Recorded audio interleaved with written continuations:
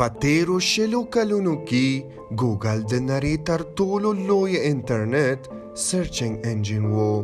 دا په دې معنا نږدې هر هغه څوک چې انټرنیټ کاروي لږ تر لږه یو ځل د نړۍ تر ټولو لوی اپلیکیشن ته ننوتل. کله کله په دې نړۍ ډېرو اپلیکیشنونو غوښتل چې د نړۍ له دې خطرناک اپلیکیشن سره سیالي وکړي. داسې سیالي چې په هغه کې یې هیڅ هم ونه ویل او تښتې ته یې ترجیح وکړه. د کلونو مبارزې وروسته بالاخره یو سمارټ اپلیکیشن ویار شو او د دې توان درلود چې د ګوګل لپاره سخته سیالي وکړي. دا اپلیکیشن د جی پی ټي په نوم یادیږي. په سیالي کې د لوی جی پی ټي چټ کارولو سره نه یوازې په ګوګل کې الارم غږ شوی بلکې په نړۍ کې په سلګونو نورو اپلیکیشنونو، شرکتونو او صنعتونو شرکتونو هم د خطر احساس وکړ. یو خطر چې ممکن سم وي. خو دا چات جی پی ټي څه شی دی؟ د عامو خلکو لپاره ګټه څه دي؟ ولې ګوګل یو لوی شرکت له دې څخه ډارېږي او د هغه دندې او صنعتونه کوم دي چې د دوی کار یې نړۍ پرېږدي او د دې سمارټ لیګمنټونو ورځي پرمختګ سره به له منځه لاړ شي.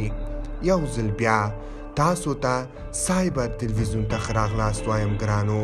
آیا تاسو د اسټیفن هاکینګ وړاندوینه په یاد لرئ؟ یو څه چې په تدریج سره نن ورځ لوی واقعیت کیږي. د خپل مرګ څخه مخکې هغه وویل چې یوه ورځ په مصنوعي ذهن او روبوټونو دومره پرمختللی شي چې د هغې خلاف انسان عقل په هیڅ شی نه وي.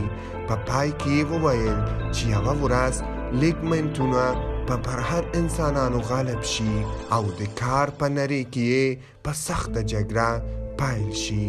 هغه څه چې نن پایل کیږي.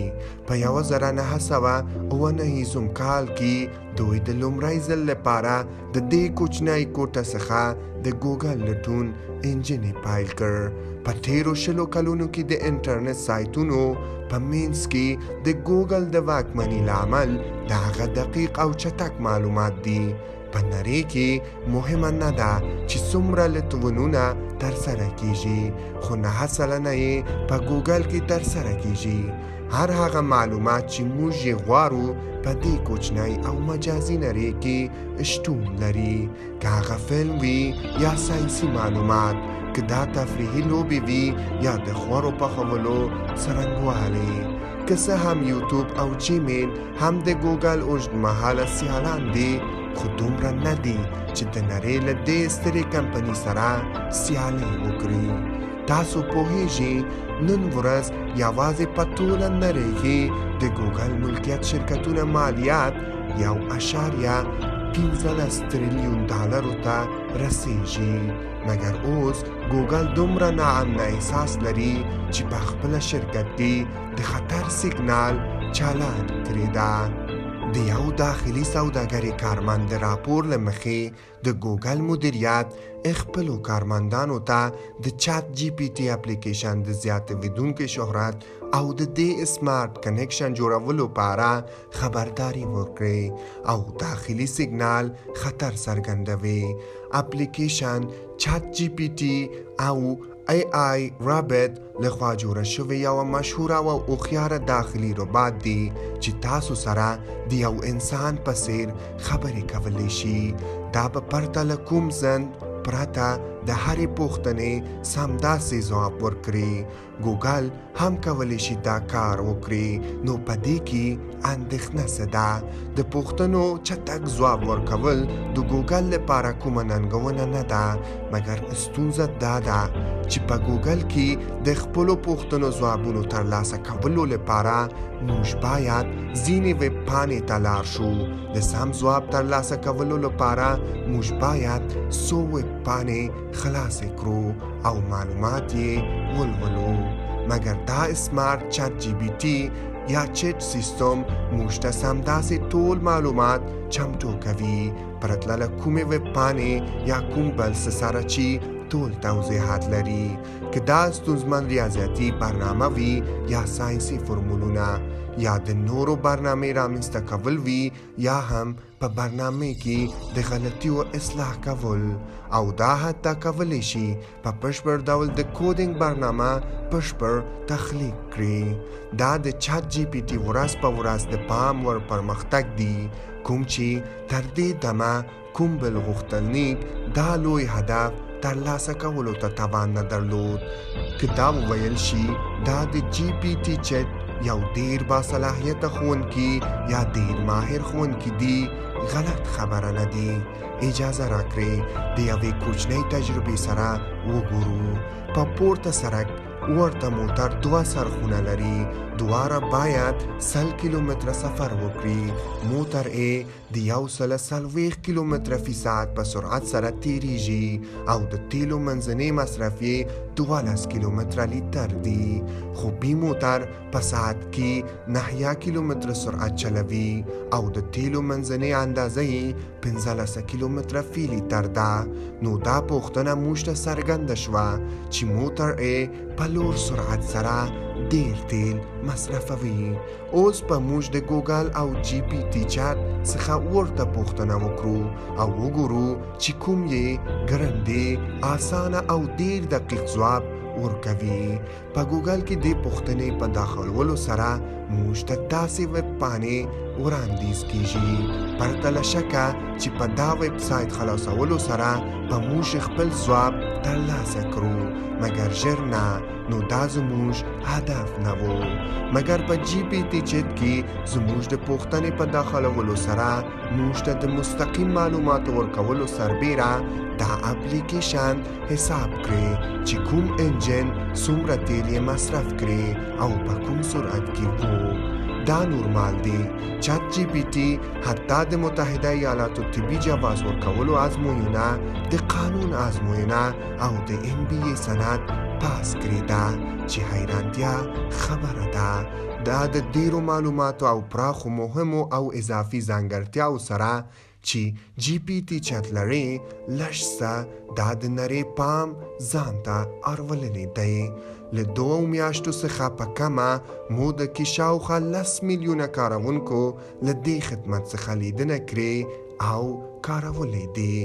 نو که یو کوچنی پرتله شي د چات جی پی ټي څومره کاروونکي یوازې په 2 میاشتو کې درلودل، ټیک ټاک په 9 میاشتو کې، انستاګرام په 3 میاشتو کې او اوبر او ګوګل ژباړونکي په 8 میاشتو کې درلوده.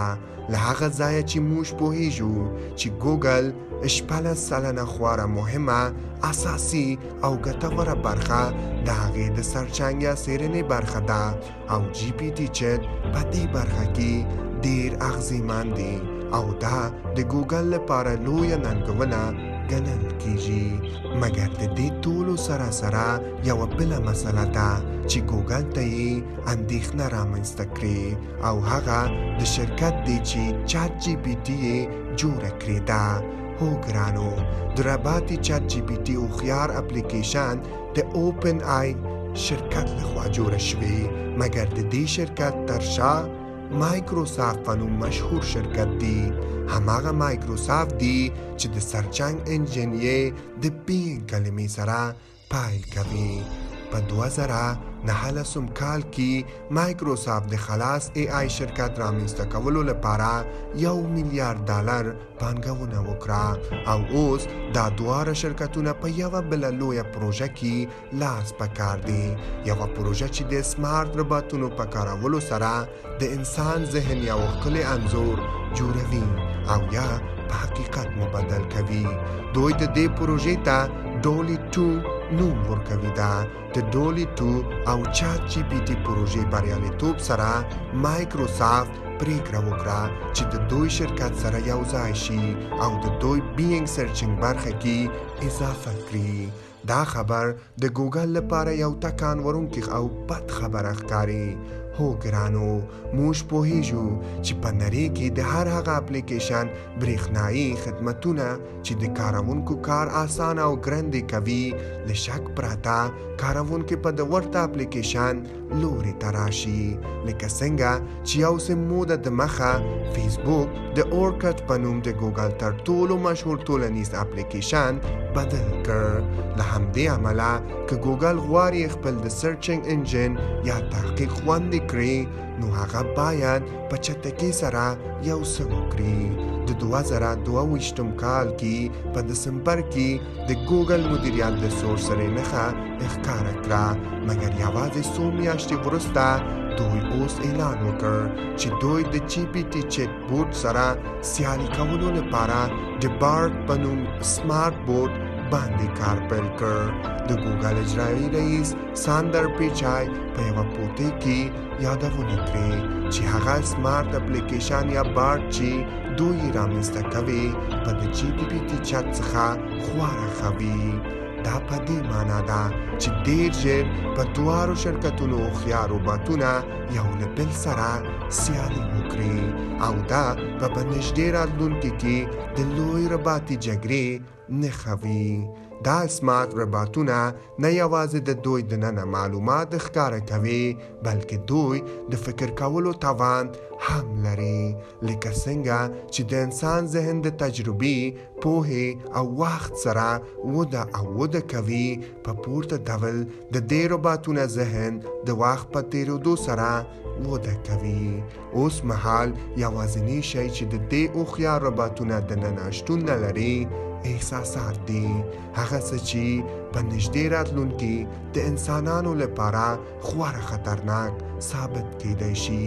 څومره چې د انسانیت لپاره د چات جی پی ټي او بارد اس آی ګټې خورا لوی دي زیان یې هم ډېر دي د دې لوی زیان به د هغو خلکو لپاره وي چې د لیکلو څانګو یا د پروګرامونو لیکلو او د کال مرکز صنعت پکې شامل وي که څه هم د نن ورځې د خلکو ذهنونه د نننۍ ټکنالوژي د بېځایه او زیاتې کارونې له امله لږ کارول کیږي خو د داسې احساساتو روباټونو په راتللو سره به د دوی ذهنونه په بشپړه توګه وتړل شي په څو ثانیو کې هوښیار روباټونه کولی شي د کود کولو پروګرام بشپړ کړي یا په هغې کې بدلونونه او تبادلې وکړي خپلې غلطۍ سمې کړي او شرکت ته ګټه ورسوي د دې ترڅنګ د تر ټولو محتویاتو لیکونکو بلاکونو او څیړنیزو پاڼو کار